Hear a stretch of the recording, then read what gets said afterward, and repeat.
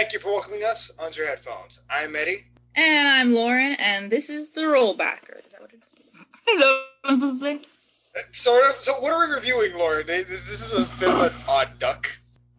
So today we're continuing the Twilight train, actually, talking about both New Moon and Eclipse in one for technical difficulties.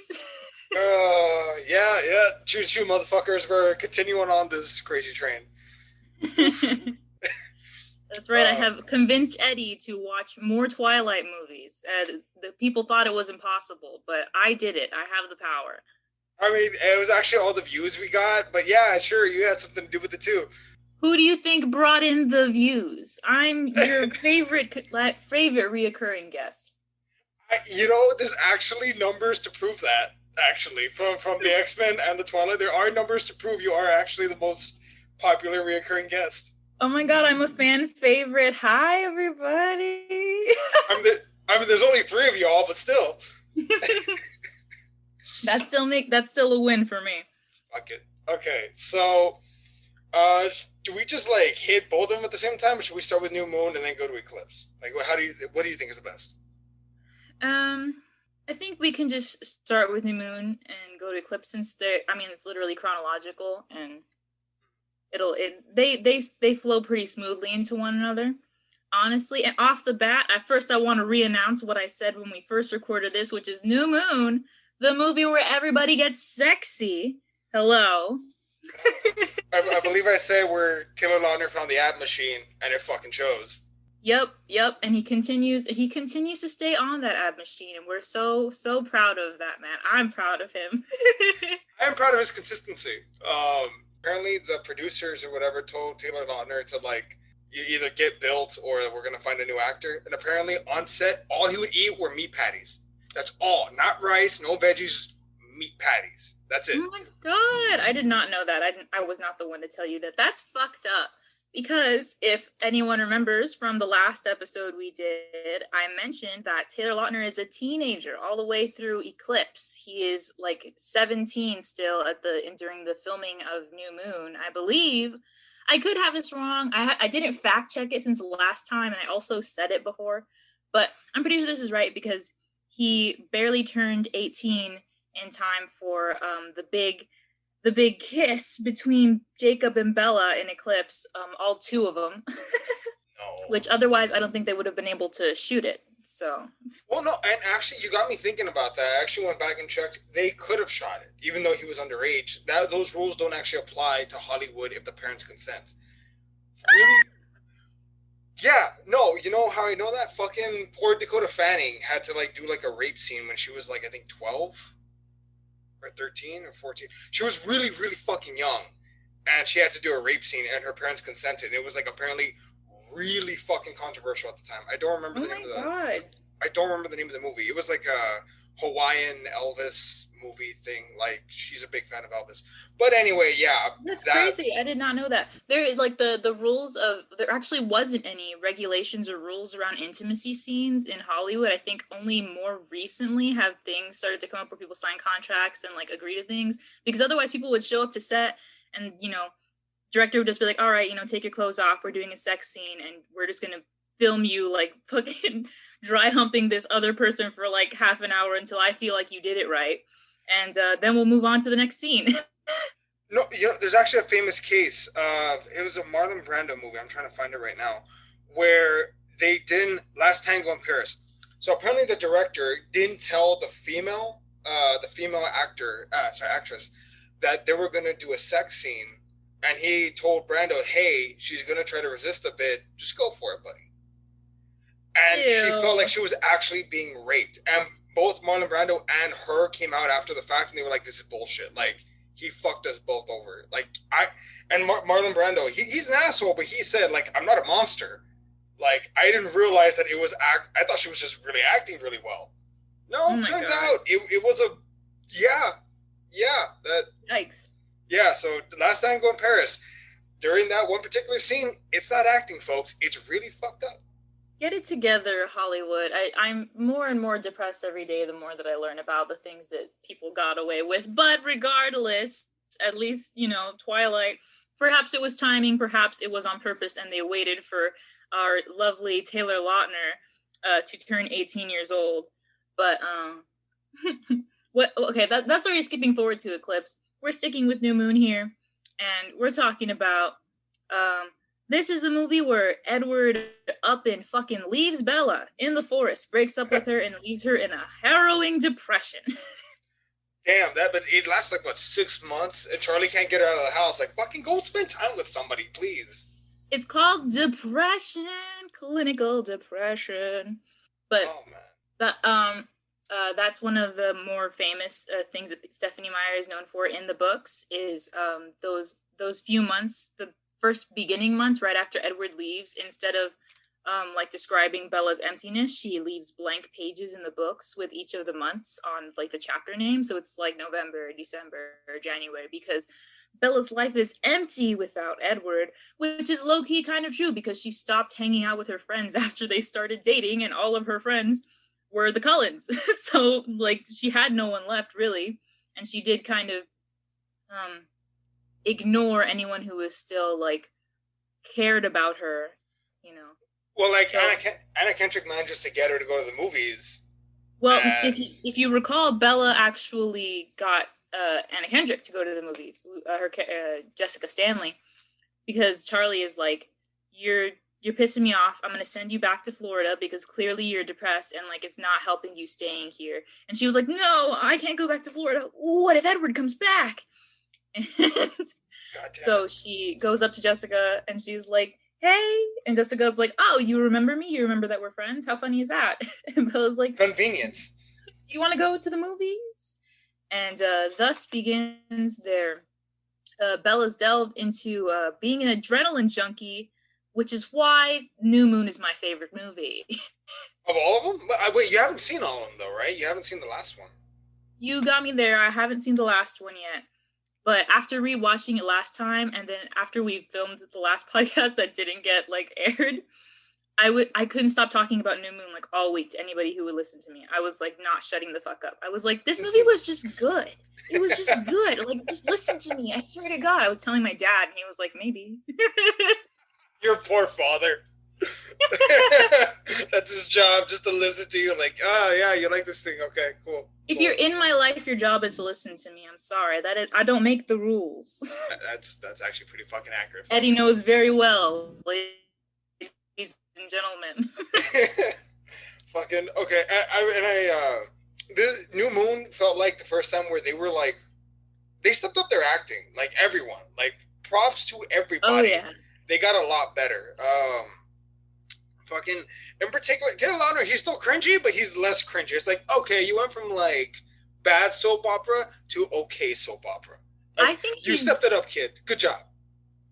I think he's great in New Moon. I think even compared to the other movies, and maybe it's just because I feel like, and I hate to be this person who is so focused on aesthetics, but maybe because I feel like the hair like adds something that makes me feel like he has like soul, like there's something behind his eyes.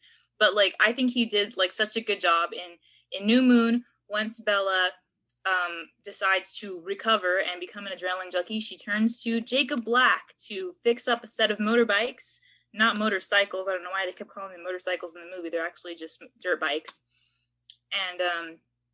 And she wants to ride this dirt bike and try to see hallucinations of Edward, because once the adrenaline kicks in, there's little hallucinations of him that pop up and tell her that she's being stupid and she's not being safe and he's going to have to come back and save her. And Jacob Black, the lovesick puppy, no pun intended, does anything that she asks. And we love that for him. You know, I love how they actually spend time together. This is, I think, the first actual like bond building that they did in the whole fucking series. I'm including Edward and Bella and like their whole relationship. This was bonding, and it was nice. You're watching them joke around. You watch time pass by. Pizza. They're laughing. He's teaching her shit. Like I like this. Yes. You know what? This is much better than Cold Vampire that watches you sleep. I like this more. That feeling you're describing is exactly why there was a Team Jacob, Team Edward dichotomy in the first place, which I will say again was created the whole Team X versus Team Y trope that continued through fandoms to this day. If you've ever said I'm Team anything, if you've said I'm Team Captain America or I'm Team fucking Iron Man, you are following in the footsteps of the Twihards that came before you. If I go back and if I can find evidence of Team Luke versus Team Solo, like there has to be proof somewhere. There has to be a thing. I'll accept it, but it's just reinventing the wheel at this point because it's like they didn't know. Did we know? Really? But yeah, I think Bella and Jacobs, and I was talking about this last time, they have chemistry, real chemistry. The actors have chemistry, the characters have chemistry. You get to see Bella in what I believe is her natural state, this tomboy-esque person, and maybe that's just me interpreting Kristen Stewart's tomboy-esque actual personality, but she's just one of the boys for a good bit of this movie, and it's really fitting. Like, Bella is, loose hair, no fucking headband, the headband that she wore when she was with Edward that whole time. No uncomfortable girly outfits that she would wear for him. She shows up in her jeans and her jacket and her greasy hair, and she's like, let's fucking fix a bike with your moron friends. And it really shows. You also mentioned that at one point to backtrack for a sec, at the beginning of the film, she's still clearly with Edward. They have their relationship. They're, lovey-dovey, whatever. It's her birthday. And then there's an episode over at the house, and that's, kind of why Edward leaves. He put her directly in danger to some degree, but shit just goes nuts, and the whole family just packs up and fucks off. Yes. They fucking book it.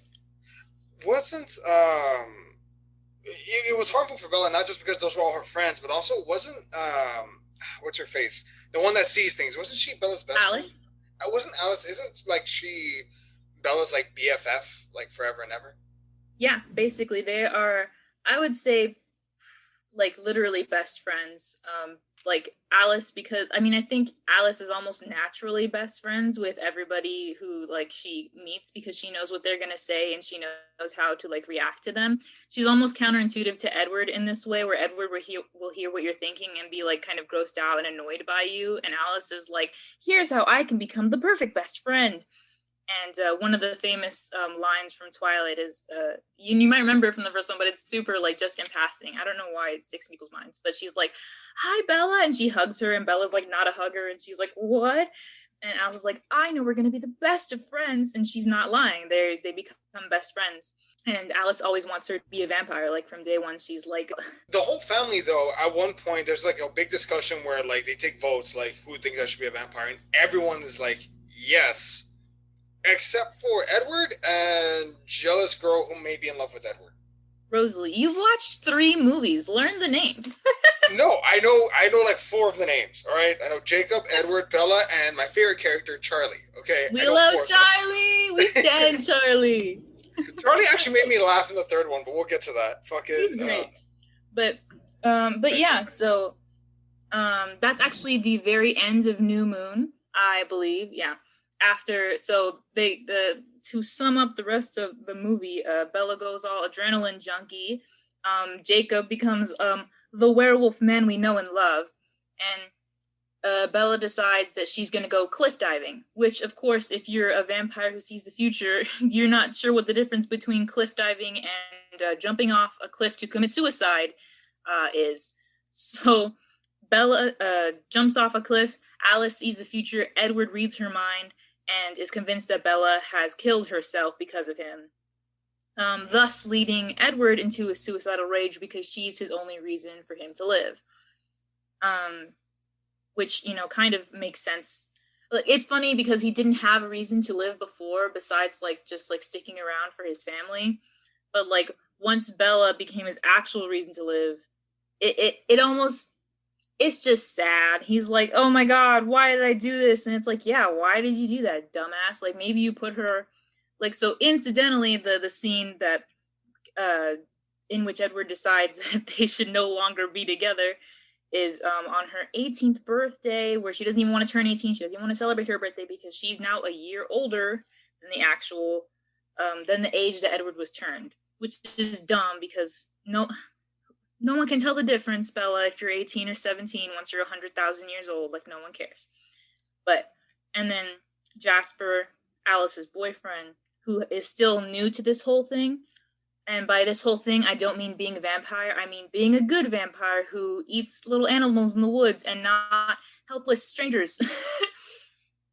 Oh, okay. That was actually something I noticed in the sequel, but okay, you just answered my question. Okay. Yeah, well, so they don't really touch on it as much. They're like in Twilight, and they don't even have time to mention New Moon. So in Twilight, you basically have to try and pick up on it, which again is why I say these movies are not necessarily for the people who haven't read the books, because if you go in without any information, you don't know why Jasper attacks Bella all of a sudden, except for like he's weaker, but he shouldn't be weaker. But you see in Eclipse that he was a Confederate soldier. And who got turned by Maria, the sexy vampire lady who keeps bringing up armies of newborn vampires who are difficult to control. And Jasper has an emotional control aura superpower thing that helped in that regard. So when he finally stumbled into the Cullens' arms, it was with red eyes and real human blood in his stomach. So he... in Twilight, they're like, sorry, Jasper has a hard time than the rest of us, like a harder time than the rest of us. But they don't like really explain more than that. Like he's literally fighting. He's like, hi, Bella. Okay, I have to go far away now. Goodbye.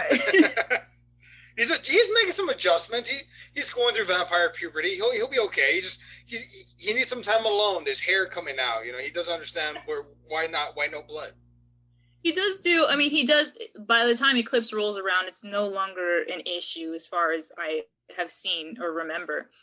But I always think it's just, it must have been so, like, I wonder from Jasper's perspective, right? If he really thought that Bella killed herself and then that Edward's going to kill himself, then he could easily tick the pages back a bit and realize that he was, like, the one moment that set everything off that killed, like, his brother and like the woman that he loved, which is so sad. I mean, he was a soldier. Shit happens. You lose comrades. He's a fucking Confederate soldier, a major for the Texas Army, for the Texas militia. I liked his accent. I was like, I kind of like that. Not bad, man. We probably wouldn't be friends in real life, but still. The way that it feels like it's out of nowhere because he talked so little in the first two movies that you're like, he has a Texas accent, and we're not talking the real South Texas here, ladies and gentlemen. We're talking North Texas. We're up here in Amarillo. Good farm boy. What's called this? I don't remember if I asked you this before. The Volturi, is that the correct name? Volturi, very close. Volturi, okay, the Volturi. They're like a governing body of the vampires, right? Are they like stone solid, like it's like the world like recognizes these guys as like, you know, the overpower? Can they be overthrown if you assemble a good enough army? Can you fight them? Like what ground do they stand on, if any at all? Well, so basically, if you are a real coven, as they are called, we haven't gotten into the vernacular of vampire speak, but covens are big families like the Cullens who stick together, basically like the equivalent of a wolf pack. If you're a big old coven like the Cullens are, you know the Volturi because of legend, because of people like Carlisle who actually worked with the Volturi for a time before leaving. And those are the groups of vampires who know who the Volturi are. Otherwise, if you're one of these random newborns who gets turned in Port Angeles to form a newborn army to fight and kill Bella Swan in the Eclipse movie, you don't know shit. And if you're a solo vampire or just a nomad, you probably also don't know shit. And that's why a lot of vampires end up surprised that there's any kind of consequence for their actions. They're like, what? I didn't, because they're so lawless, especially the nomads. No one controls them, so they believe that they have total free reign over everything. They're like, their biggest fear is only being found because they could, potentially be killed or like just cause a shitstorm for everybody else. It's like just the natural instinct to stay secret and stay quiet and be stealthy, especially because they're kind of created in a way that allows for that to be possible. I imagine if they were big, giant, hulking monsters, they wouldn't be too fucking scared about being found out. So I think people like Victoria, who is the like main antagonist through like the first three movies, doesn't really know shit about the Volturi. Like, probably maybe someone has mentioned these ancient vampires who are in Italy and they'll fucking get you if you step out of line.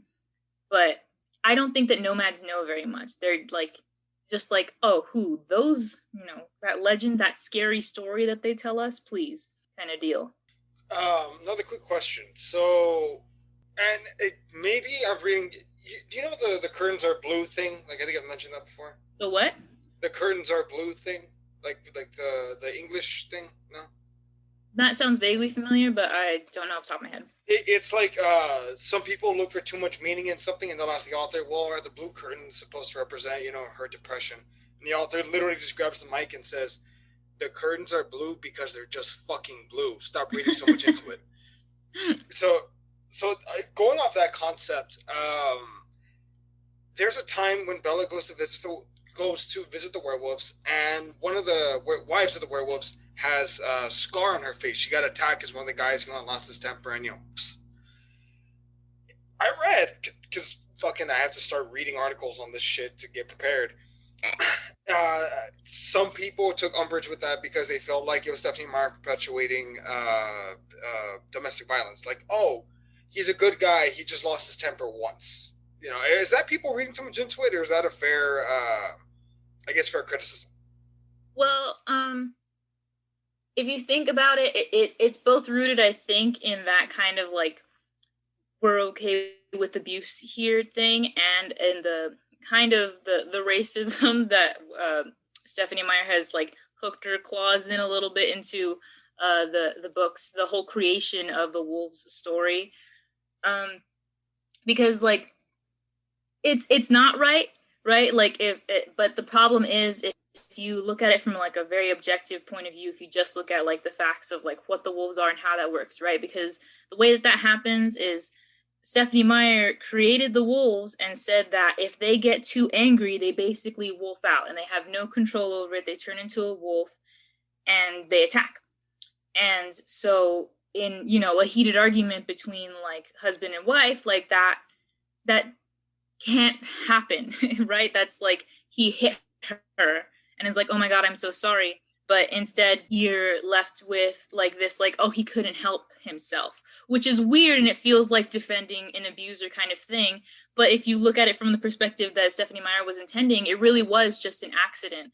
But the problem is that it's rooted all the way into this storyline that Stephenie Meyer created, which, by the way, before I forget to mention, the whole Quillette tribe, Stephenie Meyer stole their name and rewrote their story for her own purposes for her book, therefore whitewashing their whole ass story and sidelining this real tribe that needs help. And if you want to donate to them, you can just look up the Quillette tribe and donate. I believe they have a PayPal and other pages. I donated the price of Midnight Sun that I bought recently. It's the only book that I've ever bought from Stephenie Meyer, and I think it's a worthy cause since she just decided to steal their name and just make them into angry savages, which is very cool and very Mormon of you, Miss Stephenie Meyer.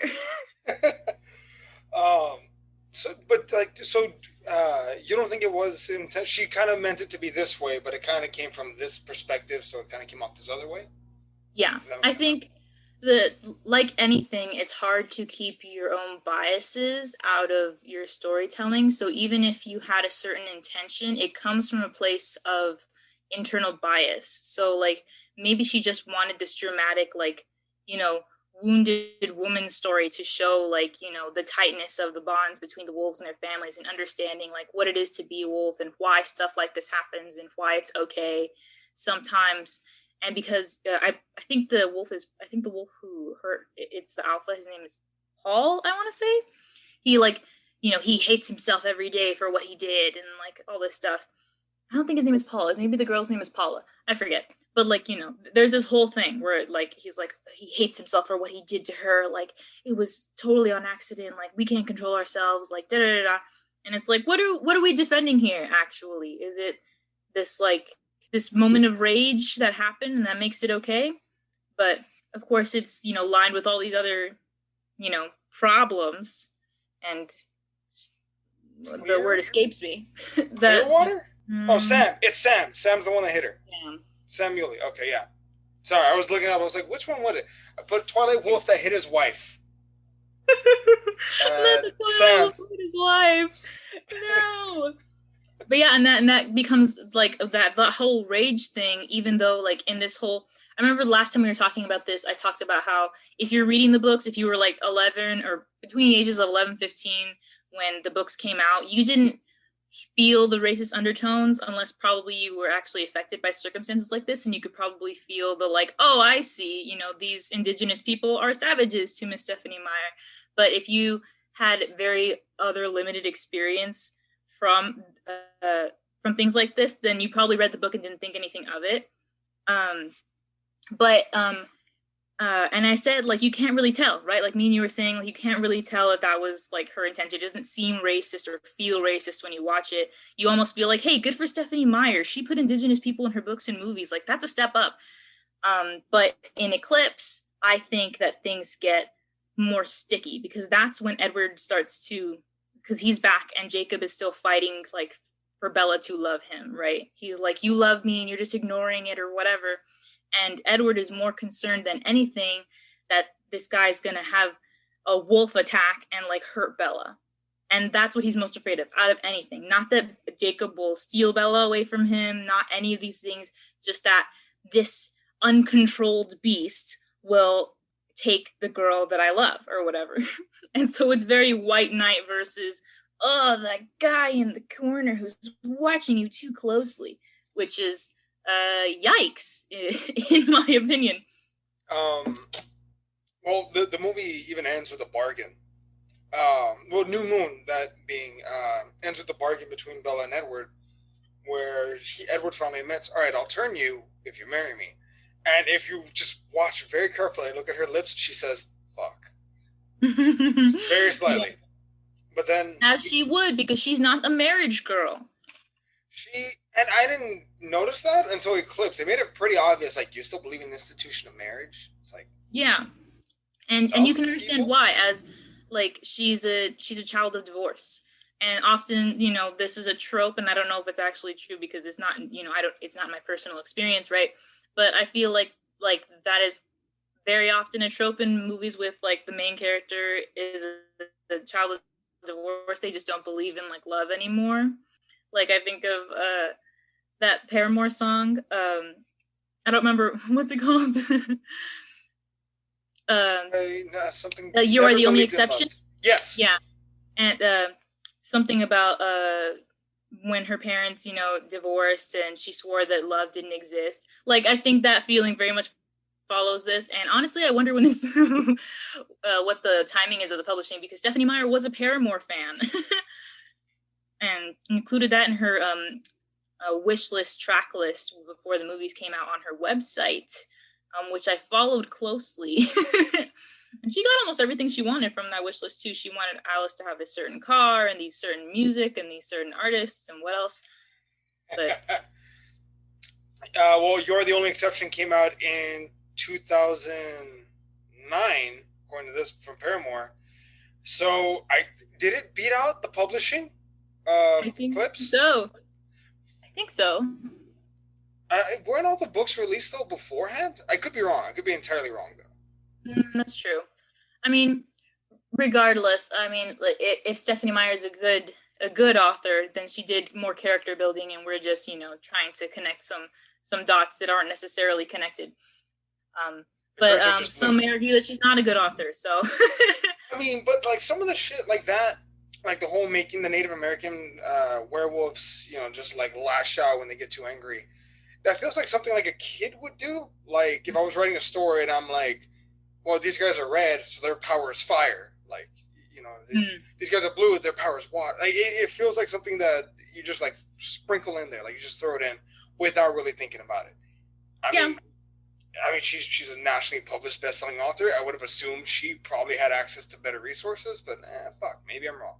Well, I mean, I think a lot of people have, a lot of authors have this trap that they fall into where they're like, Yes, I should research in order to have a better written moment for this. But the extent of the research can be so daunting, like trying to connect with the tribe and like actually trying to find somebody who's willing to work with you and be in your story in the first place can be difficult. And so then maybe you have to just look elsewhere and decide not to include the idea that you had. And you thought it was a really fucking good idea. So like, what's the big deal if I just do it anyway? And like, it's just the like, well, what if I do all that? And then the answer is no, you know? Yeah. Very the opposite of Mr. Jacob Black's attitude throughout the series, which is that he's going to do everything he can, even if Bella says no. Though I will say I love him so much more in New Moon when Edward is not there, and I hate to also play into this, but he's so much less aggressive, like this less territorial like person, which I think is also just good acting, right? Once he turns into a wolf, there is a lot of aggressiveness that's supposed to be there and supposed to be a lot faster to like get to. But he's so soft for Miss Bella Swan. And I'll remind you of my favorite scene when they're there at the movie theater with Mike Newton watching the action movie that makes him throw up. But they're both she's sitting between Jake and Mike Newton, and they both have their hands out on the armrests, waiting for her to hold one of their hands. And I'm sitting there fucking screaming because it's so funny and it's so relatable and it's so good because she just looks between them like, y'all are so fucking stupid, please. What do you think would happen if she had taken both hands at the same time? Like, it's like, what is this? What have we become? I mean, I'll be just knowing both Mike's and Jake's personalities, they probably wouldn't even have realized that she was holding the other dude's hand. They would have been so entranced by the fact that Bella Swan's delicate little fingers were wrapped around their big hands. Why though? Why is Bella just like this, like ever engrossing force of nature, like a black hole? She sucks everything near her, like closer. I would say she is so appealing and attractive in the second movie. I think she's like great, and maybe that's some weird depression girl has feelings and real human emotions thing, because that's all that directors and writers can do is like, girl has emotion, girl can only be sad. That's the only thing that she can do. If she wants to have an emotion, it better be the sad one. So good. And once again, I want to say the chemistry between Jake and Bella is like so good. It's so deep, and it created the whole Team Edward versus Team Jacob in the first place, because you watch this movie and you go, wow, okay, this is so different than Bella and Edward, because literally Bella and Edward are not chemically compatible. There is zero chemistry. They're both fighting every instinct and every like internal feeling that's telling them you are predator and I am prey, in order to make out for like 2 or 3 seconds in every other movie.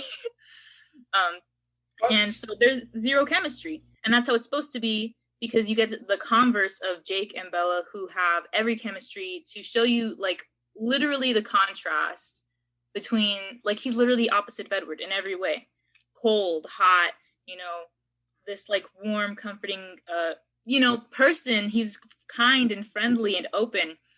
And like that scene where Bella gets on the dirt bike for the first time and she wipes out, which is fucking sick. And I still believe there should be more blood in these movies. It would have been so much better.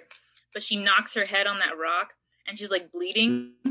And Jake comes out and he's like, oh my God, like you're hurt, you're bleeding. And she's like, oh my God, I'm sorry. She apologizes for hurting herself because she's so used to like, oh my God, I've put Edward in an uncomfortable situation by bleeding, by hurting myself, by doing something clumsy and stupid. And here is stupid me doing stupid something again.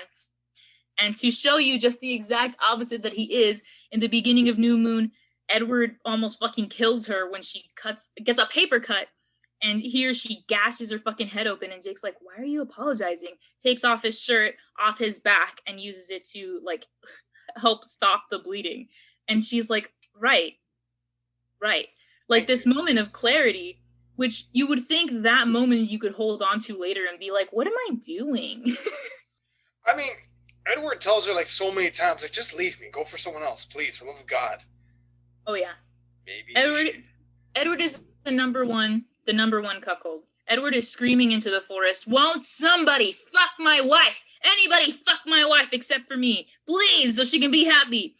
And I think there's even a joke later on in the books, I don't remember which book it is, where they talk about like how Edward, because I think it must be before Breaking Dawn, or before Bella gets pregnant in Breaking Dawn, because there's this joke about like Jacob could impregnate Bella so they could have a family.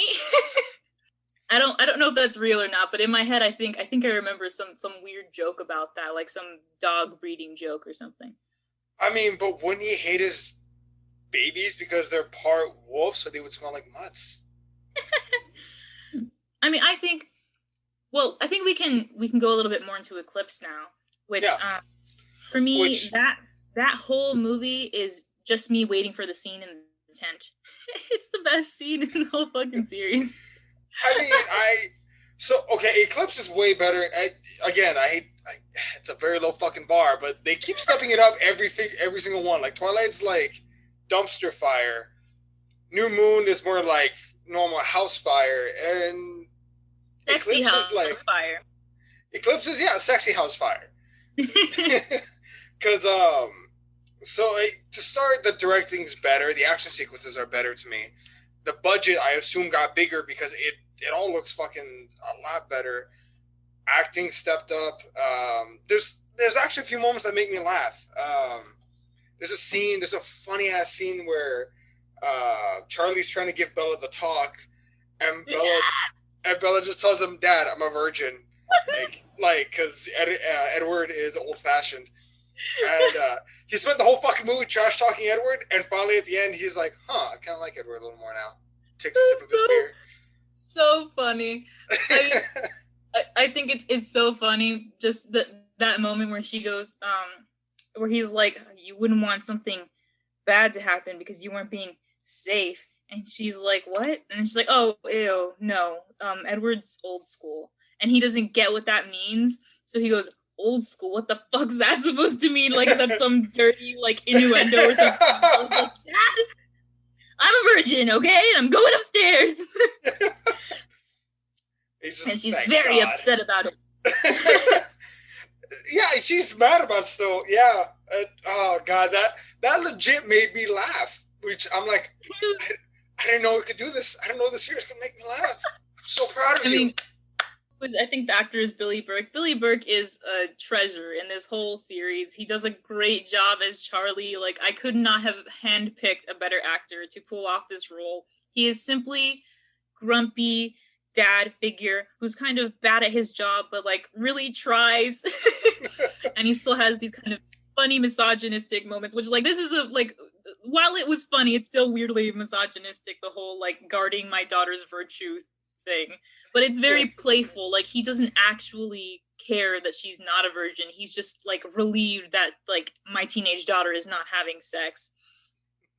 Which I think any parent could probably relate to. But he's just icing on the whole Twilight cake. If you don't like Twilight, I'm telling you to watch it and just wait for the Charlie moments. Charlie is so good.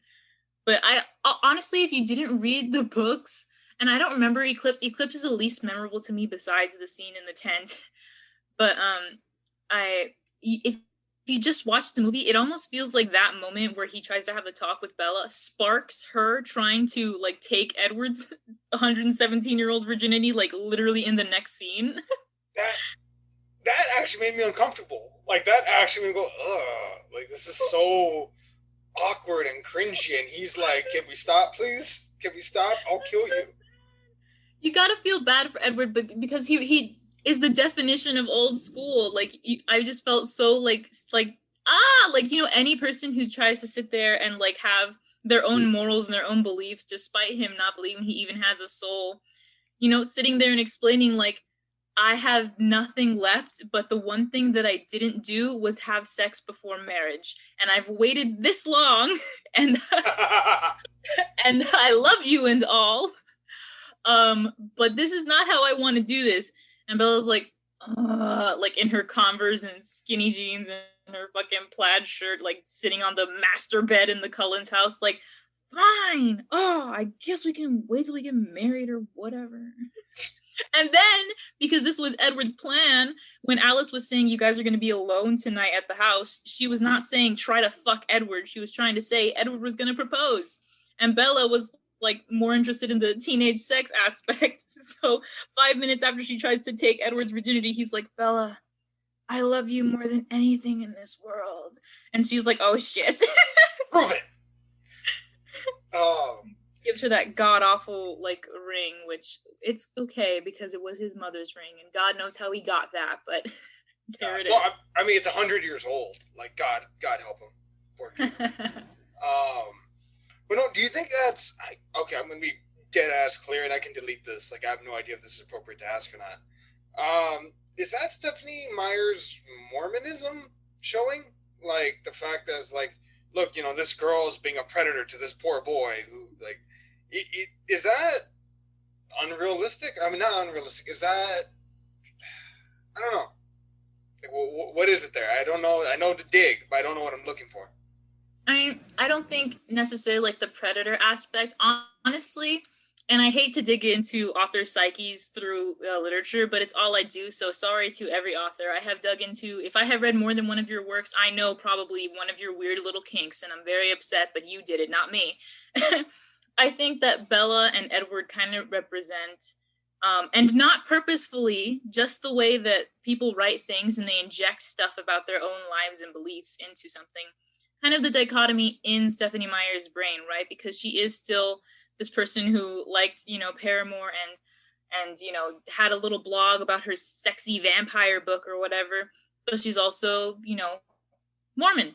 And I don't know a whole lot about her history as a Mormon, but from what I understand, and if you loosely, like if you take a step back and pay attention to the series as a whole, you can see it, all of the like beliefs are kind of rooted in Edward's character. He's old school. He wanted to court Bella, and he, you know, wants to save himself for marriage. And the whole, like, the series from Eclipse onward is Bella being like, please, let's have sex. And Edward being like, no, I don't want to do that. Like, no, I'm good. It's fine. We can just, you know, stay here and do this or whatever. So it's like a back and forth. It's just like the internal struggle of almost any person in any religion, to be frank, is the like, do I want to be good for God or do I want to be happy for me? You know, problem. The eternal struggle, that good old-fashioned Christian guilt that we all have. Yeah, and I doubt any Mormons are listening to this podcast, but I don't know shit about Mormonism. Don't come for me. I only know the vague things that I've seen other people talk more eloquently about on the internet regarding specifically Stephenie Meyer and Mormonism and the Twilight series. I'm surprised the Twilight series wasn't more controversial. I remember there were calls for Christians to boycott Harry Potter because witchcraft, but Twilight, vampires, and sex, and werewolves, no, it's fine. Enjoy it. Team Bella. Team Bella, guys. I'm Team Bella. I mean, I think that's just the very weird, again, because, you know, Taylor Lautner was the teenager for most of these movies, but the very weird, like, older, like, woman audience that becomes gravitated toward this, like, novella-esque story. Like, Harry Potter did not have that kind of audience to defend it, you know? There's no housewife being like, Harry Potter, I love you, you know? But they can, you know, read their... Like, if you just change out the jacket on the Twilight book for one of those, like, shirtless, you know, shitty paperbacks that you see in, like, a Barnes & Noble dollar, like, book barrel or some shit, it's very, you know, similar. And honestly, you don't even have to read the books. Those women probably honestly just went to the movies and saw a couple of sexy teenagers, and you guys are predators. You need to take a step back and you need to chill out. You need to hold your horses.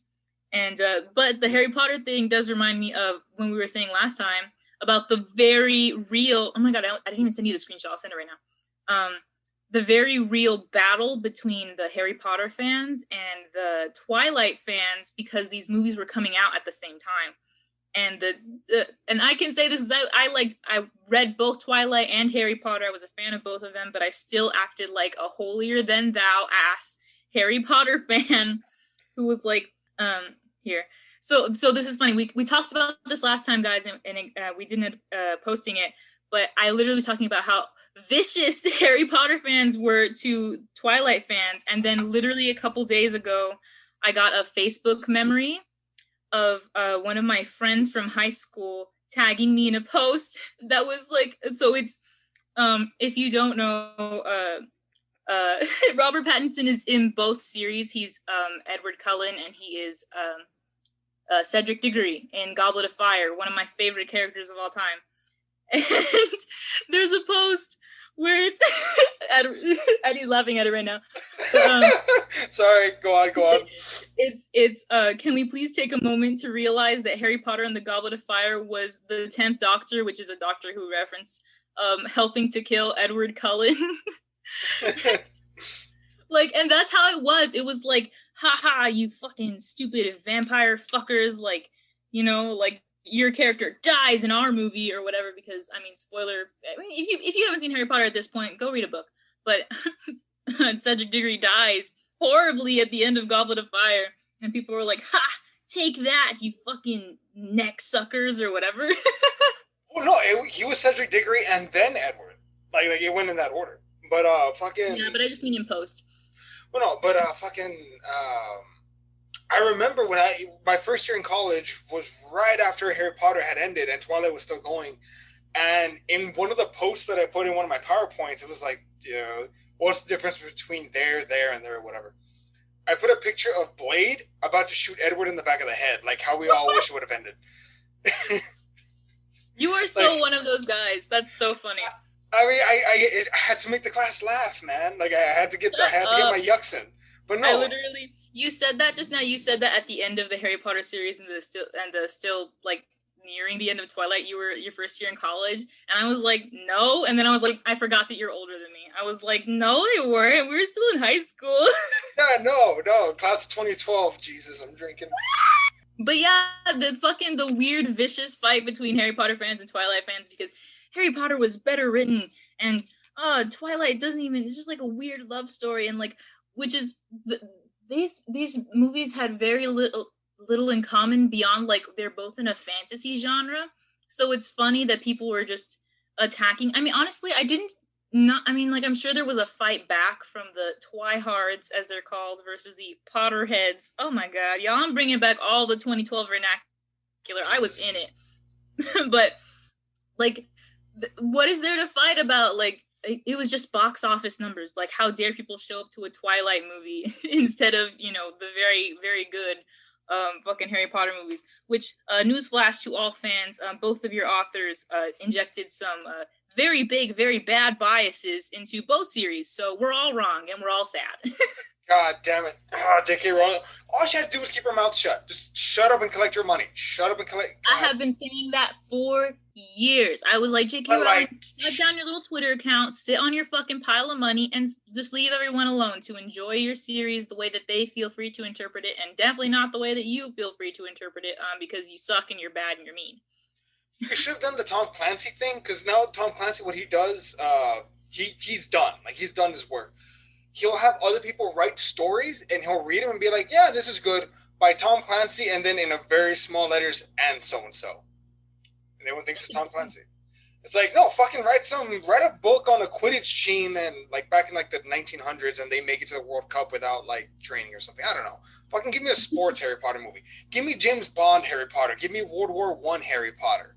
I still think there's a few things that like I'm almost glad that J.K. Rowling has come out of the closet as a fucking transphobe and low-key anti-Semitic and low-key racist and all this stuff, because I had some disagreements with things that she chose to do at the end. The fact that Harry Potter became a fucking wizard cop, fuck you.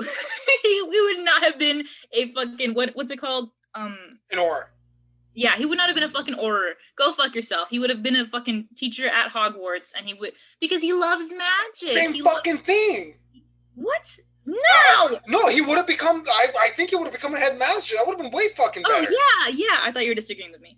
No, yeah, what the fuck? Like, he would not be, like, out here, like, he's had a traumatic life. If he was born into the worst shit ever, all he wanted, if you read the books, was to be like a normal ass kid, and that never happened once. So now he wants to do more fucking drama and like, let's go catch bad guys. No, he would have a little comfy little life with a cozy house and some fucking like a cup of wizard coffee or something. I don't know. Anyways, we're getting off track here. Oh no. Okay, so just one last thing real quick. The hate was never as hard for Hunger Games or anything like that. Granted, it's not as fantasy. It's not magic based. It's more of like, dystopian future. But the hate was never anywhere near as bad for that. Divergent, no one gave a fuck about Divergent, so there was no hate there. Box office numbers tell you that. Fucking, they never even finished the goddamn series. Yes, they did. No, they didn't. Yes, they did. It was either the third book or the fourth book, but they were going to divide it into two halves. First half bombed so hard that they were going to make the second one go straight to TV on MTV, and it was going to go into a series. And guess what they never made? That one. Cheyenne Woodley found out when she was getting off a fucking plane. They didn't even call her. She was getting off a plane. She boots up her fucking iPhone. I was like, well, just got fired. I watched those movies. I thought the last one was the last one. Damn. Nope, there was supposed to be more, but they never made it. That's funny. No, I think, like most things, y'all, I'm talking to anybody who's ever made fun of something that teenage girls like. I want you to take a minute because the reason why Twilight was so hated beyond anything else was because it was a teenage girl book for teenage girls. And no one likes anything because if teenage girl likes something, why is it bad? If teenage girl likes something, then why it sucks so hard and only about sexy vampire boy? And that's it, period. But you know what? Teenage girls built the fucking, like, they built the foundations for so many important ass, like, your rock groups. Who is in the front row with your fucking groupie ass teenage girls supporting there and being at the concerts? And who is showing up at the box office time and time again for Twilight, time and time again? It's teenage fucking girls. And y'all sit there and you go, if teenage girl likes something, it must be terribly bad. Well, guess what? You're wrong! They invented culture, period. What was I going to say? Teenage girl. Oh, fuck. I completely forgot what I was going to say. Fuck it. Moving on. Oh, actually, no. I was going to defend Twilight for a second. I can't believe I'm saying this. Let's go. Let's hear it. So last night, as of the time of this recording, I rewatched Fast and Furious 6. And right before this, after I watched Eclipse, I sat a few hours. I was doing laundry. And I started watching Fast and Furious 7. And then I realized something. Gang. How do I say this? All the actors on Twilight are better than Vin Diesel. By that point, like all his fucking acting is just quips. Like, you know what they say about street fight, the street always wins. What the fuck is that? So yeah, no, like I hate to say this, but the acting and also Twilight doesn't make a lot of sense, but it makes slightly more sense than Fast and Furious. Like, it starts to get so stupid. At one point, they use a fucking car to go from building to building. And when I was younger, I was like, oh, that's cool. And now I'm like, this is so stupid. He lifts the fucking car at one point. Just be like, hey, you need to get underneath it? I got you. God. No, that's not how it works. You would break your back. That's literally a V8. No, probably like a V10 engine. Like, oh my God. I can't believe I'm defending Twilight. I will say, I'm everything Defense Squad, to be honest. And I know that you already know this about me, Eddie, and probably over the course of however many more podcasts I do with you, everyone will find out that I'm gonna sit here and defend a lot of shit because at the end of the day, for the most part, like, stuff is just meant to be enjoyed. Like it's just meant to be enjoyed. And I watch so much bad shit, and Eddie knows that too. I enjoy the worst of the worst. All the things that you've made fun of, I watched and I loved it.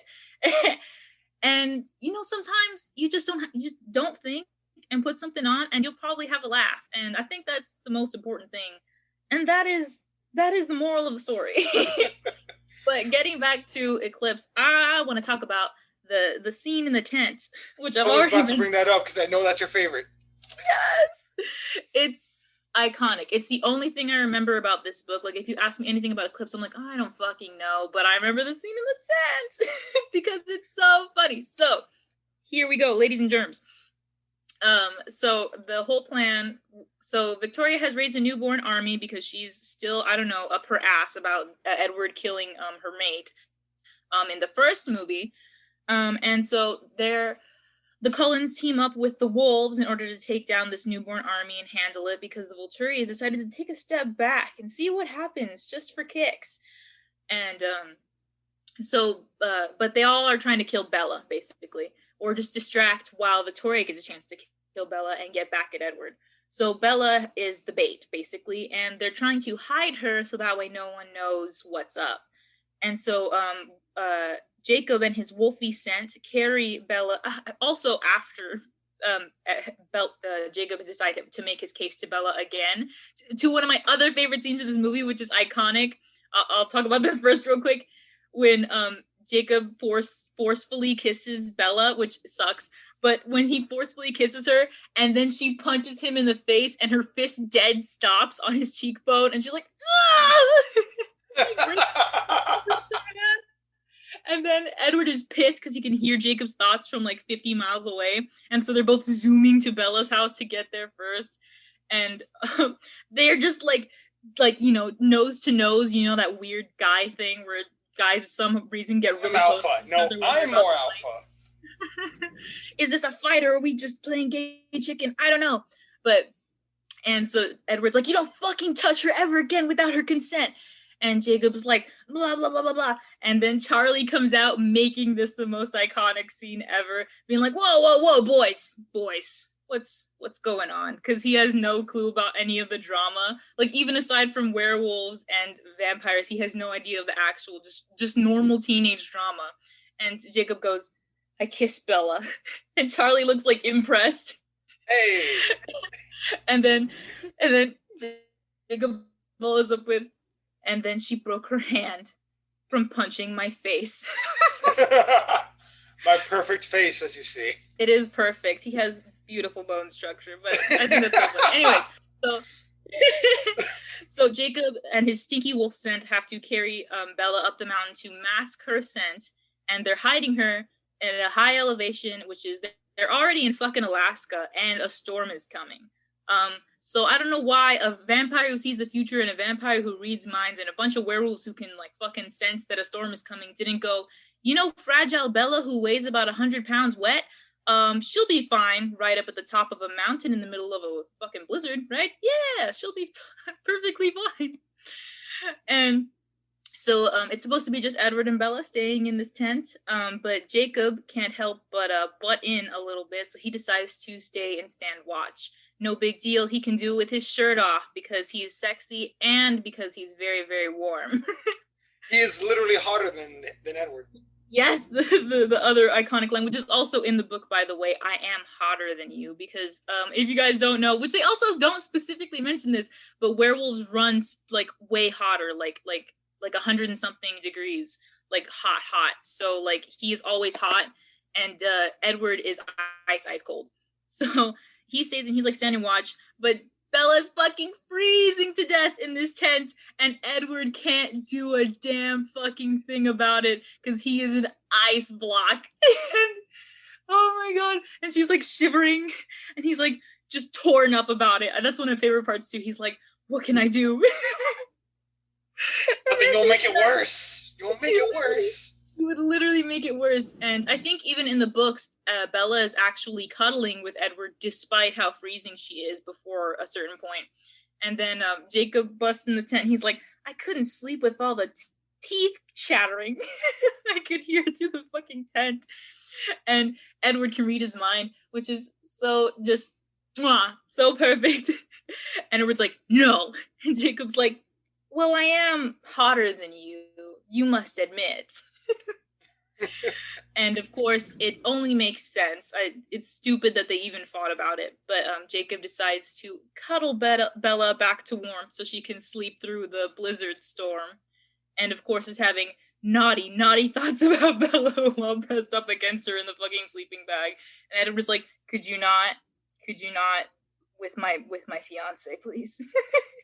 I'm right. He doesn't know. He doesn't know that they're engaged yet. Remember? Right, and Jacob doesn't know because Bella's purposely keeping it from him because she believes, and turns out to be right, that he's going to go and do something reckless. Because men are always trying to suicide over her, and so she believes that he'll go down into the fight and get killed. Which, you know, turns out to be a thing. But it's so funny, and honestly, I love the little bonding moment after they think Bella is asleep, which, by the way, she was not asleep. In the book, it's more clear because she's the first person, so she's just listening to them, like, talking and, like, kind of bonding over her a little bit.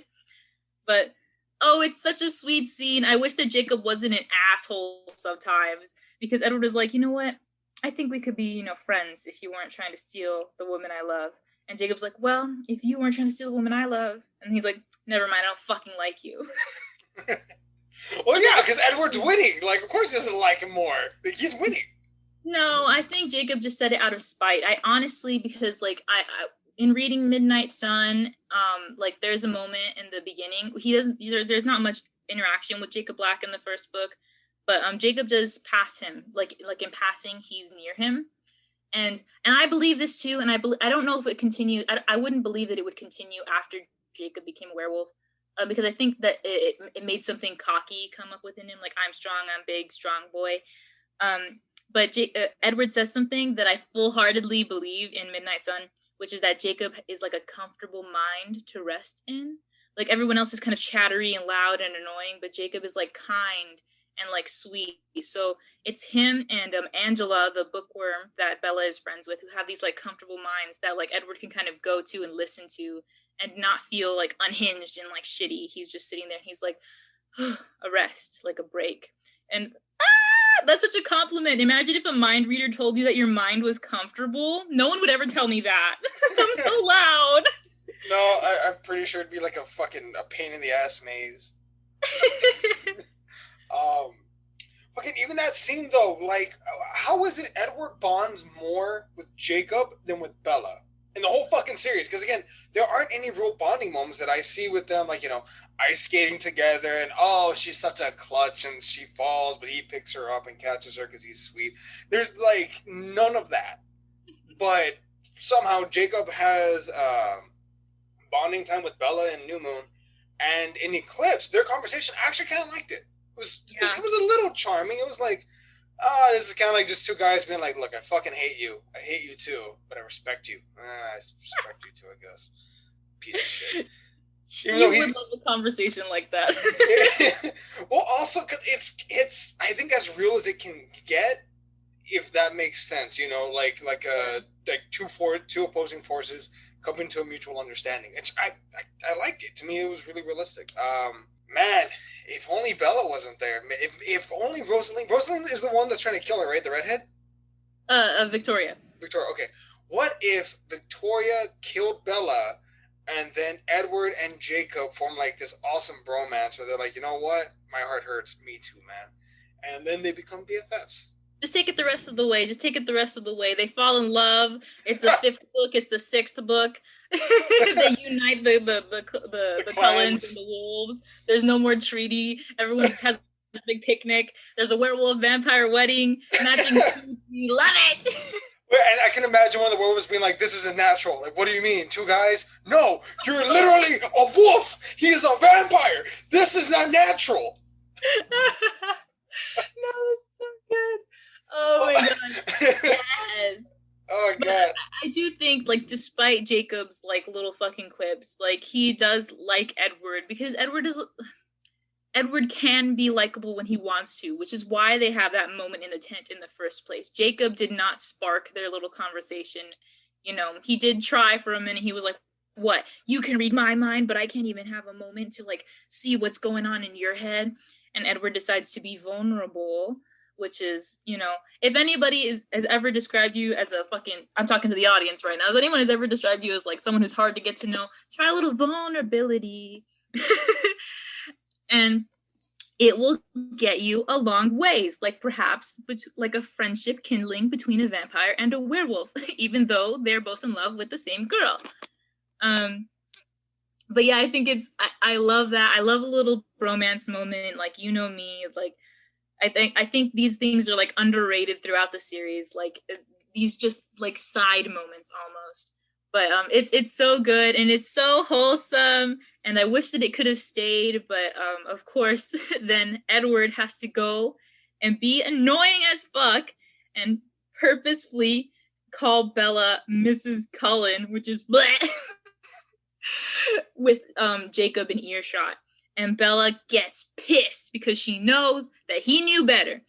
And he did. He should have known better because he knew, well, I mean, I guess Edward can't read Bella's mind, but like they become like a fucking Siamese twins at this point. So he should have known that there was a reason why Bella was not going to try and tell Jacob what was up about them getting engaged. I don't blame Edward though. Like, I don't. Like, no. Hey, we're together. Maybe this douchebag who keeps trying to steal you, like, if you're not gonna let me fight him or like make like set boundaries with him, fucking at least tell him. Like, that's a failure on her part of it. Granted, Edward is not the fucking best dude to date, but he has some ground in that capacity. I think like that. No, I think it was wrong. If he had done it like accidentally, and that's a whole other thing, or if he had done it and did not know that's what Bella wanted, that's one thing. But she purposefully and meaningfully told him right before that she didn't think it was a good idea to tell Jacob yet because she didn't want him to do something stupid. And Edward still went and he still fucking did it. And in the worst way possible. It's like literally finding out that someone who like you want to give your whole life to is like gonna get married on Facebook. Like, like imagine the pain that Jacob felt. Like he loves this girl and he just had to overhear call him Mrs. Cullen. Eat my fucking shorts, dude. No way. It was absolutely uncalled for. No way. Oh. And no, it was absolutely fucking garbage. I'm still mad at Edward for it. But wasn't Bella out of line though to like even tell Jacob like kiss me? Like, you know you're engaged, right? Like that. You said yes. Here's the thing, is that Bella knows that she'd get away with anything. She knows because Edward has already dedicated his whole entire life to her.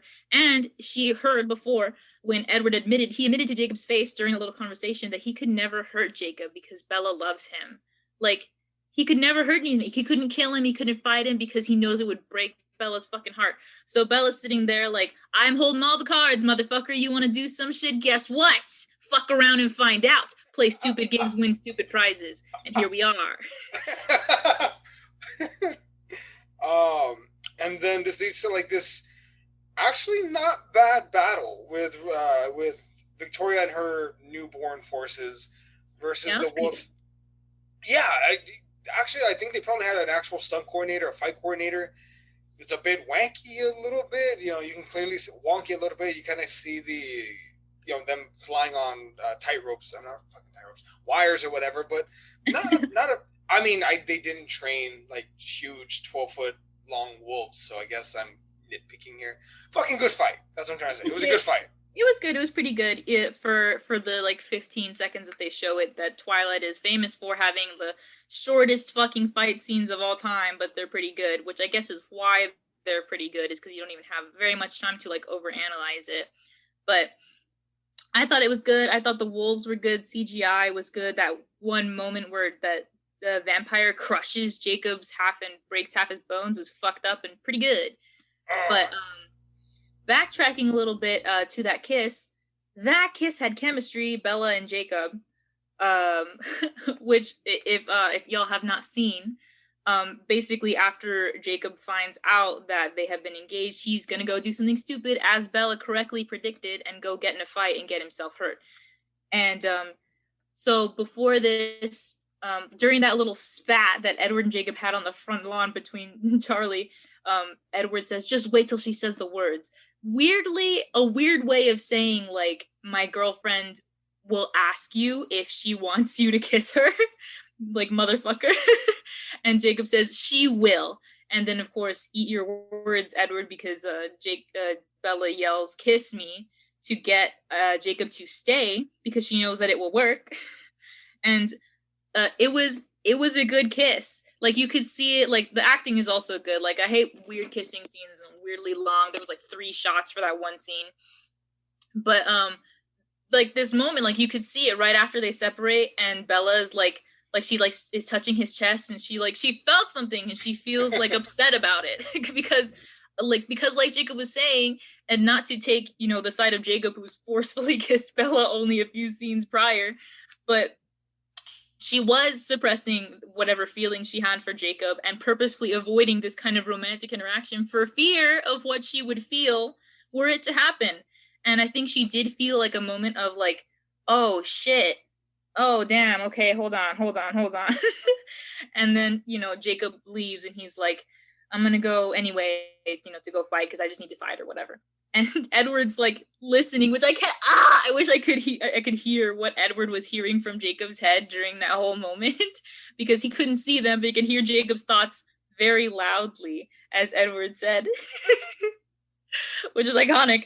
But you know, this weird hesitancy moment where Bella is like, "So did you hear that?" And Edward is like, yeah. And she's like, you know, kind of apologizing, kind of not apologizing, but he's like, it's okay. You love him.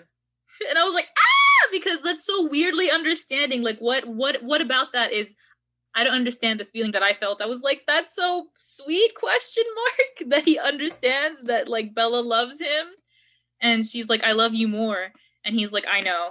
And I guess that's why maybe he's so like, just he knows that Bella will come back to him, I guess. And I guess there's that trust there. And maybe that's what's so like attractive about that interaction, like him being like, it's okay, like I understand, like you were trying to protect someone that you loved in a really weird way, but like that's how it worked out. And I fucked up, and I still love you, baby. Oh, Jesus. What did you think? It frustrated me, I guess, more. But that's because, again, it's not within the parameters. I guess it makes sense. It's just they never set boundaries. I guess they never talked about it. Like Edward is oddly cool with all this shit that Bella's doing, which to some degree, yeah, let her go hang out with her friends. On the other side, hey, this dude's actively trying to break us up. Like I have a bit of a problem with this. I don't know. I kind of wish that they would just square up once, because as to the best of my knowledge, Edward and Jacob never actually go one-on-one in this entire series. To which my thoughts are, that would have been great for the wedding scene. Does anyone object? Motherfucker, I do. Wolf time, and then okay, you know what? Duel. Fight to the death. Just end this already. Like I'm tired. Well, it gets pretty close a few times, but I mean, I would say that there's something inside of Edward that makes it that he almost wants Jacob to win that kind of fight. He almost wants Jacob to steal Bella and take her away, because deep inside, or not even that deep inside, like literally just skin deep, he still believes he's bad for Bella, and that he's going to get her killed, and it will be his fault, and he will have to kill himself because of it.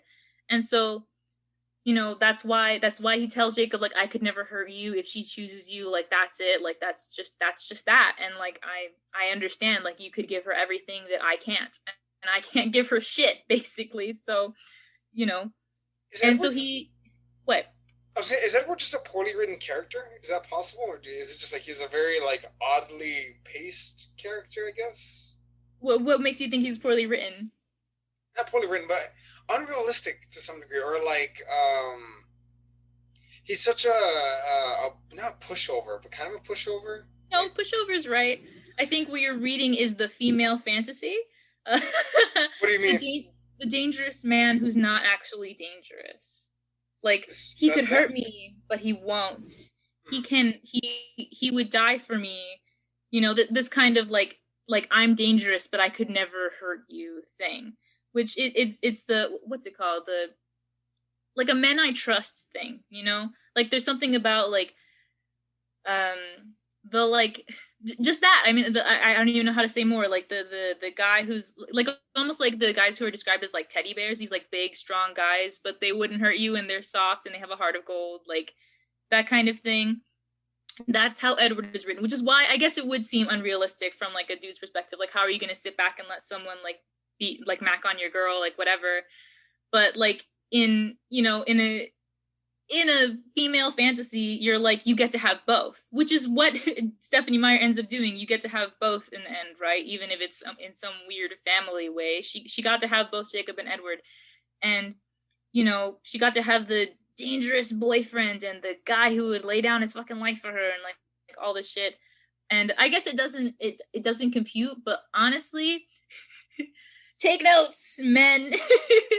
Because Edward is understanding and he listens to her, and even though he's like stupid and he abandons her for 6 months, he trusts her so much that it doesn't matter that she goes and kisses some dude. Like the trust, the inherent like just belief in like their love. And I guess that's almost impossible in a real life scenario because you are not guaranteed anyone's affection for any reason at any time. So like you can't just sit there and be like, it's okay, she will always love me in real life, because that's not how it works. But you know, in a fantasy world where you're like betrothed beyond the grave to this man who's 117 years old and also a werewolf loves you for whatever reason, you know, things work out perfectly. This is a big sappy, like, I get everything I want and I'm just your average brown-eyed girl book series. Is it because like is that part of the appeal of the series is like and this is not to be a mean guy about it. I remember honest trailers, and I remember that they talked about Twilight, and I remember they kind of mentioned some of these tropes that I think maybe fit, I guess. The girl that's like every other girl, she's special, all the guys like her, no matter what, everything seems to work out for her, you know. Literally they get her a guy made of fucking diamond, you know, because that's what girls like, shiny things. Like not me, fucking honest trailer said that, but like I guess the point I'm trying to make is maybe I don't, yeah, you're right, I don't get it because I'm not the target audience. I'm not. Like, I can watch from the outside, but I will never fucking be in there. I won't. God, I hope not.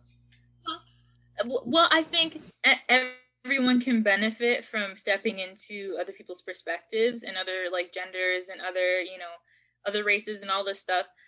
Because like, you know me, I try to do that shit all the time. I'm always, Eddie always calls me the good fucking the devil's advocate, but I'm just everyone's advocate. I'm always able to see what other people are maybe seeing from like what they're looking at. And I think, you know, I know of men who have read this series, and I don't know what the appeal was for them. I almost wish that I had asked during those times, like, why do you read this? Like, why are you reading it? Like, I remember back when my sister was in high school, her boyfriend at the time was also reading the book, and I was like, boy read book for a girl? Question mark. Yes, actually. Yeah. No, I had a few friends that actually read the book too. I won't mention his name for fear of destroying his life.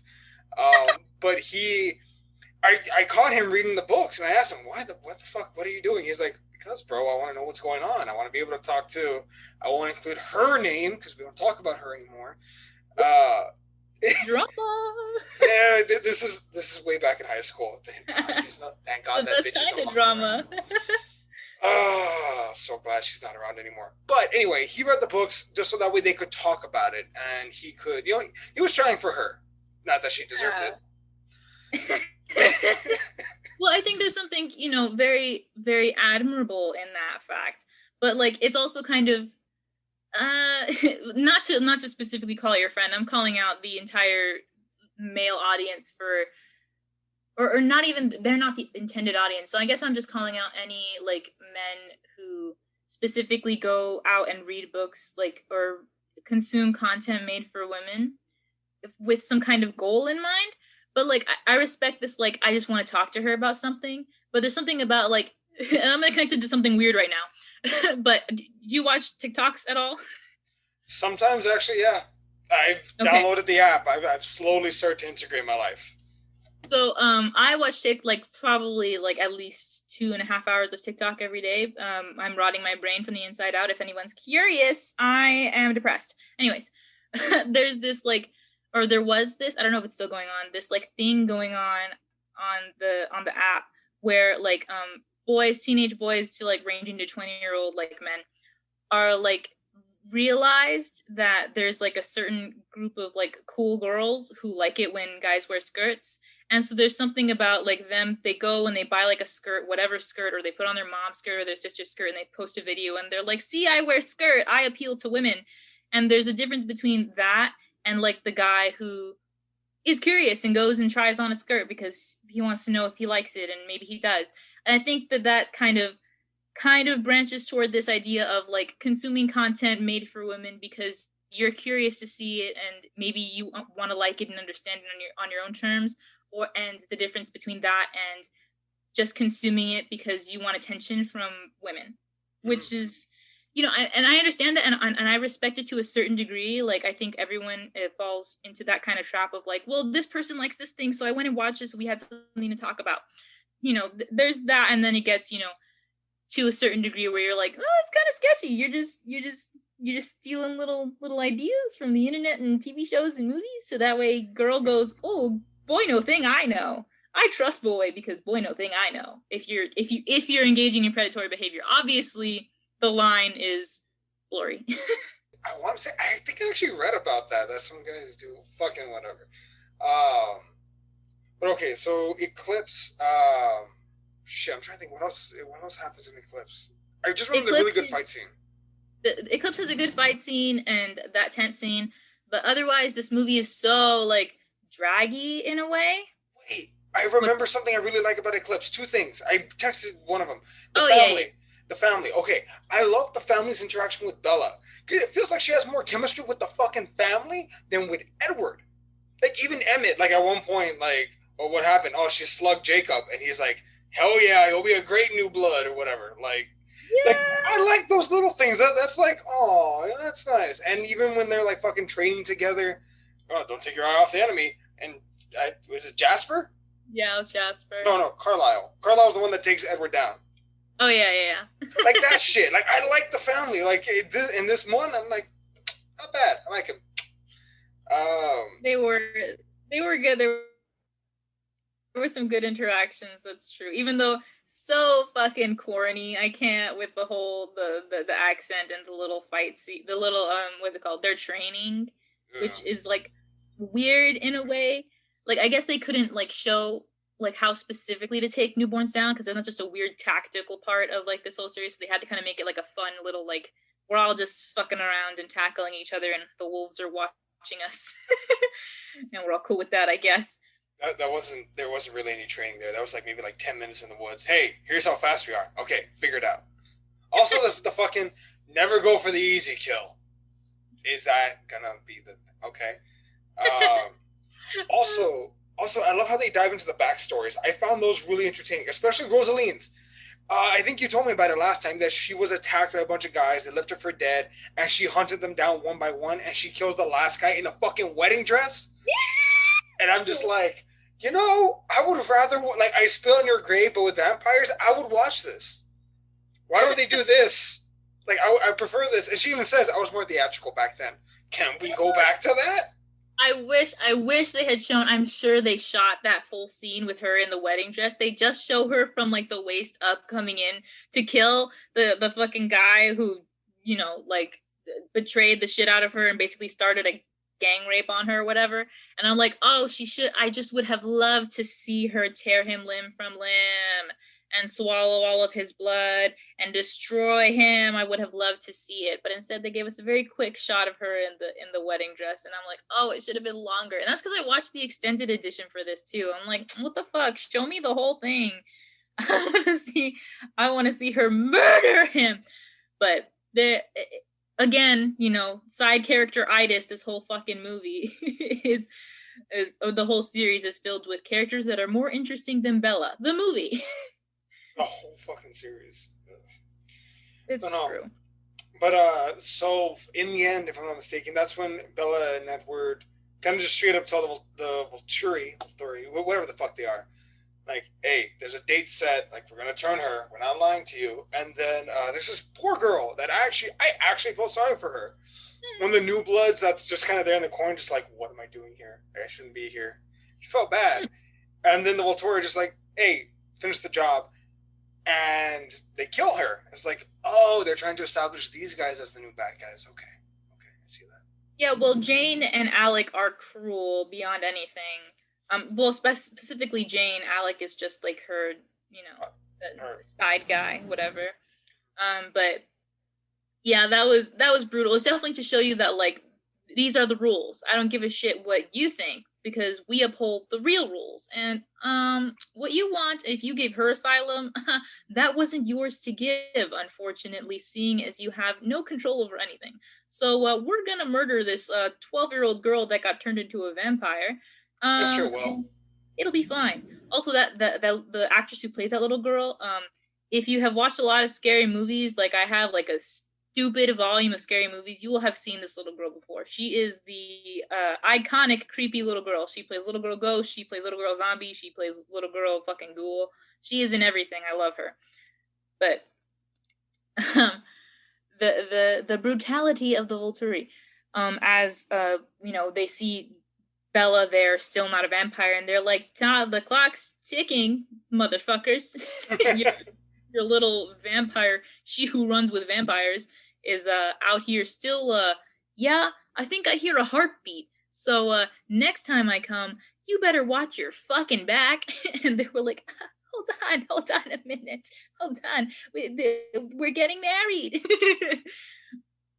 But I also think it's very funny. In fact, I don't know if they even mention this. I don't think they do because I watched the first part of Breaking Dawn a couple months ago and I don't remember them mentioning it. But Alice actually sends the Volturi an invitation to the wedding, not for them to like come, but just to be like, see, she's gonna get bitten soon. Please leave us alone. Thanks.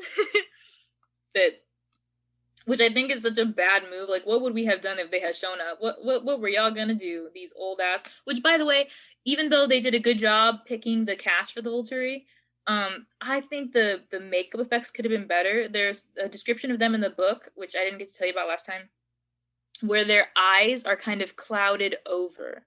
Like they've been alive for so long and they're usually apparently very still. So basically a film builds over their eyes from just like doing nothing for so long. Like they're just so rich and powerful that they just like sit there and do nothing for like, I don't know, years at a time or some shit. And so they look different than normal vampires. They look older but not in a like skin wrinkles way, in like a statue that's been sitting around for a long time kind of way. And I think we totally missed out on that. And I guess the makeup would have been difficult, but like those ugly ass contacts in the fucking vampire's eyes these last couple movies, try harder than this. It's so ugly. I hate, and you can see when the contacts drift too, and I hate that. Do something about it. Good question. Do vampires sleep in Twilight, or are they awake 24/7? They do not sleep. No Fuck, sleep. I think I want to be a vampire now. No, you don't. Oh my god, no, you don't. I don't remember which book it is that describes like the lack of relief. Like you never get to rest. Like it's impossible. Like you can't just choose to sleep either. You can't be like, I'm gonna take a nappy. Like no, you are just ever awake forever. And so there's no like I'm trying to think of another thing that like I could describe it to you, like, but I can't. Like if you had ever had long hair, like because I've had long hair and I've had short hair like all the way to my scalp short hair, and there's this moment, if you've ever had long hair and cut it short, there's this moment where you realize you can't lift your hair up into a ponytail, and you totally miss that relief of tying your hair up into a ponytail and like making your neck like cool off. And I assume that's kind of what it feels like. You never get that like relief of like, and I would always do that right after I cut my hair in high school. I was like, I would reach back and it's like, oh, I can't have like a moment of like cooling off. there's no relief. It's so terrible. So no, I mean, although I guess who am I to be talking, because I've been complaining to myself for the past like few weeks that I have to sleep because my sleep schedule, one, is fucked, and two, like, it just, I feel like I'm wasting my day because like my schedule is so fucked. I wake up at fucking 2 p.m. I go to sleep at 6 a.m. It's like, people should live this way maybe. Or maybe I could live this way if everyone else also lived this way. Jesus. So are there any other thoughts on New Moon or Eclipse? Because the next time we do this, we're doing Breaking Dawn all the way. You want to do part 1 and 2 in one go? Up to you. I don't know. Is it one of those things where like there's not enough stuff for it to be 2 films? They just did it because money. Question mark, question mark, question mark. Well, I think, I don't know, that's kind of hard to go off of. Those books are so, I don't know, do you know how long they are? Breaking Dawn was like 700 and something pages long. And so I was not surprised when they split it into 2 movies. But yeah, I guess there is enough content for it to be split into 2. So much happens in the second part of that book, but like the beginning is also, it's 2 different stories. It's kind of why they split into Jacob's perspective, like a certain way into Breaking Dawn, just to give you a little like more perspective on like all the shit that's happening. But yeah, I mean, like, final words on Eclipse and New Moon. Personally, New Moon fucking rocks, and Eclipse, I liked Eclipse, but it didn't feel as warm to me, and I think it was just the presence of the vampires coming back. This whole podcast series on Twilight that we're doing is slowly turning me just to a Jacob Black fan, or maybe just I love Taylor Lautner, and I respect his choices, but I don't know. That poor kid's been out of the spotlight for so long, though. I mean, I hope it's like a purposeful rest from like all this shit. Like, I think the last time I heard of him, and like I feel so bad, and I feel bad even mentioning it, but I'm gonna mention it anyway. The last time I heard about him was a year and a half ago, maybe 2, when a paparazzi snapped a picture of him like shirtless, and he had gained some weight, and they were like, "What happened to Taylor Lautner? He's fat now." And I was like, what's wrong with you people? This man has had 2% body fat for longer than most of us have even thought about going to the gym. Like, let him live his life. Like, well, that's why Hugh Jackman quit being Wolverine. I think I've told you this. Like, he was sick and tired of like feeling like shit when he ate a burger or something. He's like, yeah, I'm done with this. And wouldn't you? Like, that's. I mean, like, they look great, but like, honestly, for those just those ab scenes, like, normalize normal men's bodies, normalize normal women's bodies, and also normalize, if you want to fucking abs, CGI them on, okay? It's perfectly fine. No one's gonna know the difference. We are past the point of needing real abs.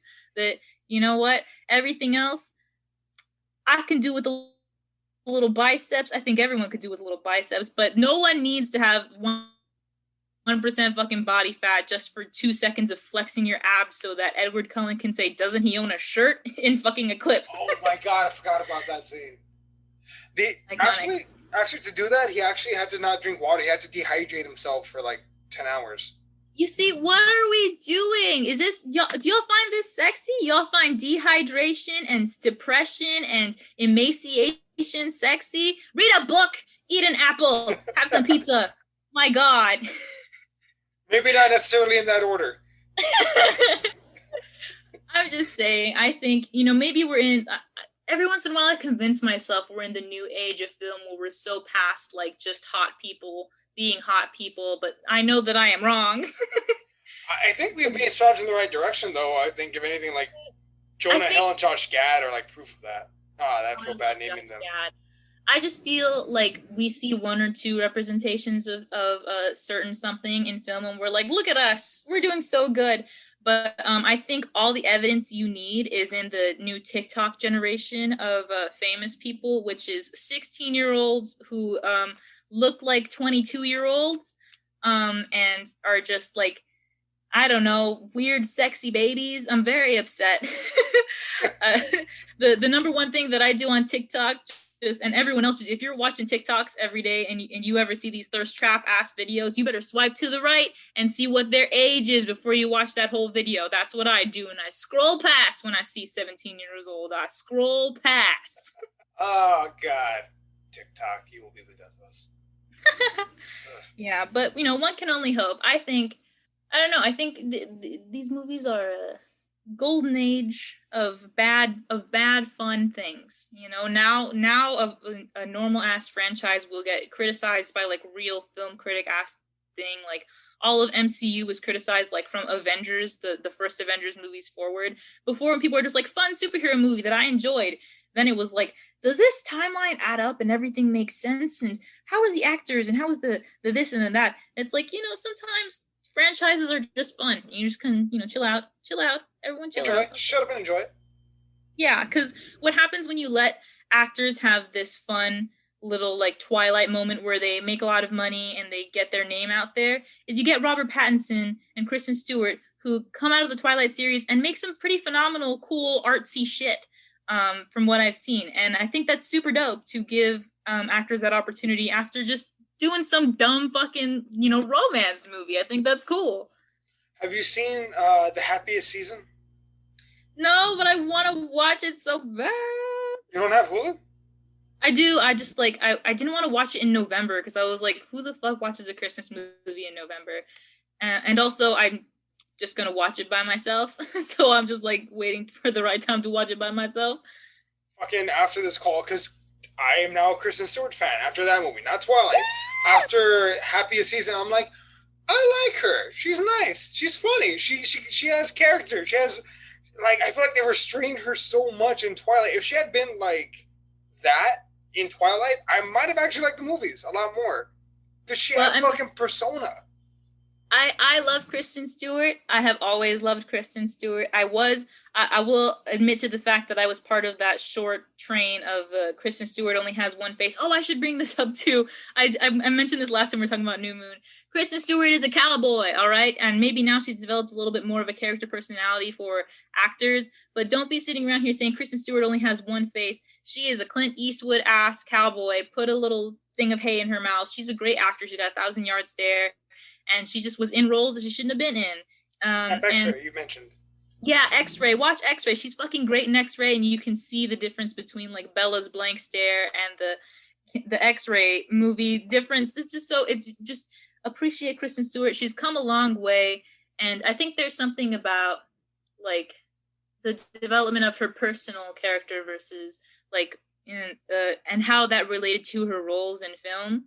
Like She came out a few years ago and she's been like living her best life. She's just doing her shit. She's on SNL and doing this and doing that. She's doing a great fucking job. And I think once you come out of this sort of cage that you find yourself in, that you didn't even realize was affecting you, and you look back, you can see the difference. And I think Kristen Stewart's filmography like is the best example of that.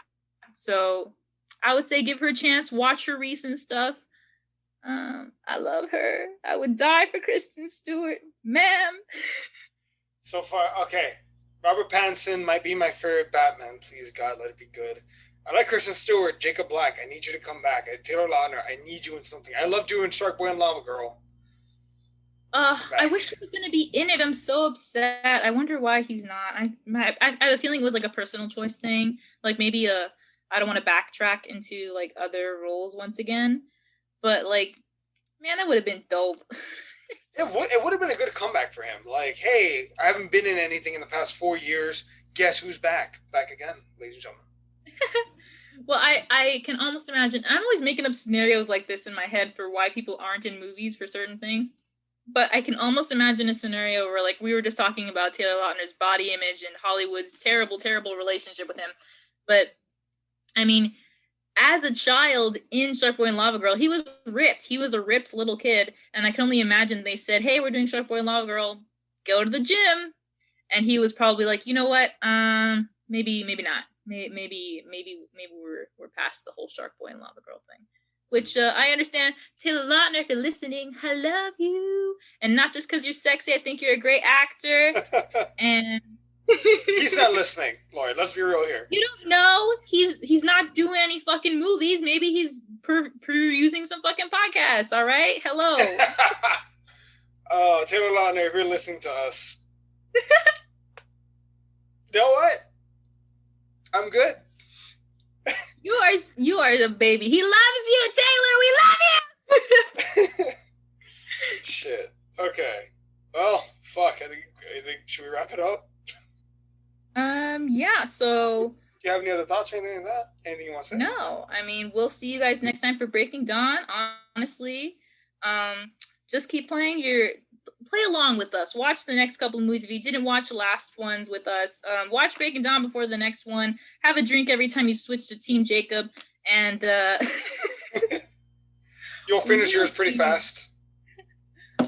We'll see you for fucking Bella's gaunt body and huge pregnant belly. Oh, God. If you're listening to us on iTunes, Spotify, or wherever you get your podcasts, please subscribe. We greatly appreciate it. We're trying to build this fan base, this listener base. If you're listening to us via YouTube, please like, share, and subscribe. And please do us a favor. Tell your friends. Like us on Facebook. This podcast really does mean a lot to all of us, and we're trying to grow this as best we can. If you all have any suggestions, please feel free to reach out. Comment. You can shoot us an email. Comment on our social media. Whatever you folks want to do. I've been Eddie, and this was The Rollback.